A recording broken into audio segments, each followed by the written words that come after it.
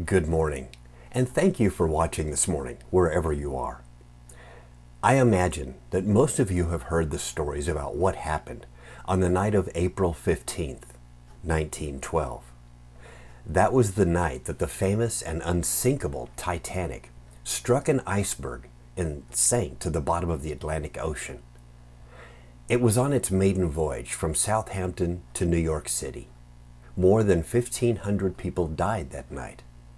But as I was reading an article about this incident, I learned something I had never known before. On the night of April 15th, there were actually 3 different ships that were nearby when the Titanic went down. One of the ships was the Samson, a Norwegian ship. It was only 7 miles away from the Titanic when they saw the white flares in the night sky signaling distress. The problem was, however, that the Samson had been illegally hunting seals, and the captain, Carl Ring, didn't want to be caught with his cargo.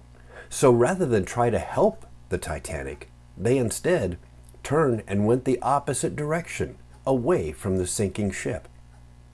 It was almost a month later, when the Samson pulled into port, that they learned of the Titanic's sinking. The next ship was the Californian, a British steamship with a crew of 55 men. This ship was only 14 miles away from the Titanic, but they were surrounded by ice fields. As the Titanic sent up those white flares into the night sky, the Californian's skipper, Captain Carl Stanley Lord, decided that because it was dark and there were known to be ice fields in the area, it would be best to wait until morning. He decided to go back to bed and told his crew nothing was happening. The last ship was the Carpathia. The Carpathia was headed in the opposite direction, just over 58 miles away from the Titanic, when they heard the distress cries over the radio. The captain of this ship knelt down, prayed to God for direction, and then turned his ship around and went full steam ahead through the ice fields. This was the ship that saved 705 survivors from the Titanic.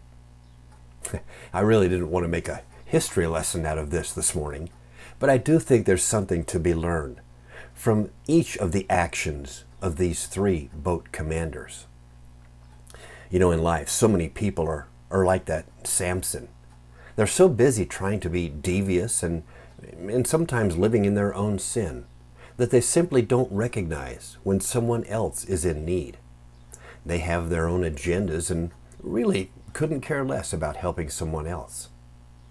Other people can be more like the Californian. These are the people that say, I'd love to help, but I better not. It's too risky, it's too difficult, and I better wait until things are just right before I do something.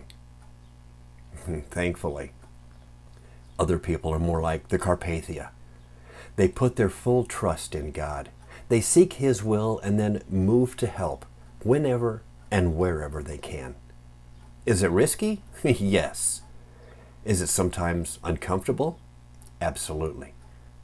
But in life, there's always going to be challenges and obstacles and reasons to avoid doing something.